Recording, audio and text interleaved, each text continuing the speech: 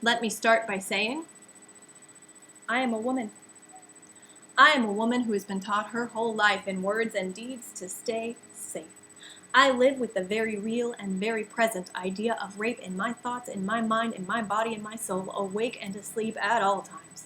I am taught to watch what I wear, how I behave, where I walk, what I drink, where I put my drink, who I hang out with, and even who I'm allowed to smile at. Because, God forbid, I break one of these rules, then I was clearly asking for it. I live with the thought of, will this be the day my luck changes in a way that a Yankees fan on game day wonders if Jeter will drop a ball. Always there, always present, always the seed of a thought in the back of my mind. When I walk home at night alone, it's there. When I drive a car and my windows are down at a stoplight, it's there. When I'm whistled at on the street, when I hang out with a male friend, when I hang out with my boyfriend of many years, it's there.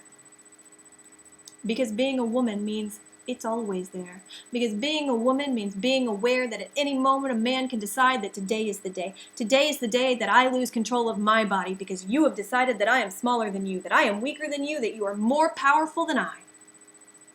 And the sad part is it's true.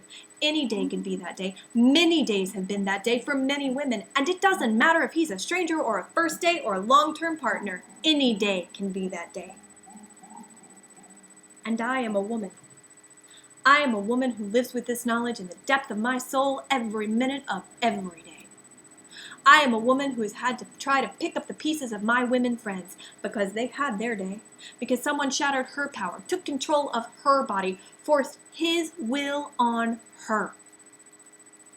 And I have held her as she cried, and I have been horrified for her, and I have been grateful. Grateful that it wasn't me, grateful that I had at least one more day, and then horrified all over again that I could hold the sobbing mess of someone just like me and be grateful. But there it is. Because I am a woman. And then there is you. You are a man who through birth and breeding and life choices has the power to legislate me. And before you have the chance to think it, you should know I love men. I love my men. I love the way they listen and talk and know me. I love the way they hold me when I'm upset, the way they try so hard to make me feel safe all the time, all the while knowing that I am a woman and that this world is not safe for me, that they are not safe for me, and yet they try every minute of every day. But you use your power to make words like forcible rape or legitimate rape as if there were a kind of rape that was legitimate, a kind of rape that was not forced. And without a thought, you delegitimize what it's like in my world, in my head, in my body, and in my soul. In one single breath, you take away my power, telling me the way that it is, or the way that it should be, according to you, a man.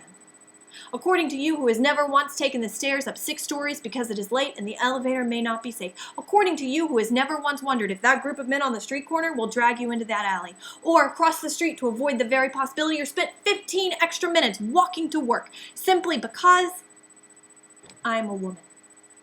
Instead, you take your male power, that same power that frightens me at night, that makes it not safe to be in a room alone with a male colleague, that makes me think about taking the next train to avoid being alone in a car with you, a man, and you take that power and proceed to tell me what I can do with my body, with my heart, and with my soul, and you use that power to tell me the best thing I can do to get over it is to succumb to your power?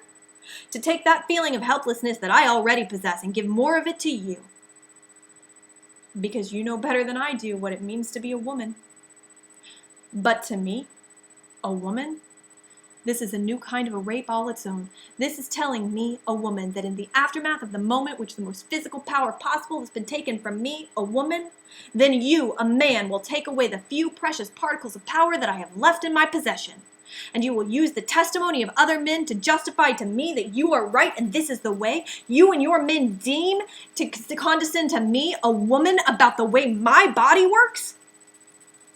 But I ask you, before you talk again to me telling me that daddy knows what's best for mommy, I ask you, are you willing to hold your own mother through 9 months of exponential hell? Are you willing to watch your daughter bleed from a wound that cannot heal and instead expands and swells with her belly, every millimeter gained, another reminder, until finally erupting in pain and screaming reminiscent of that day and the aftermath that followed?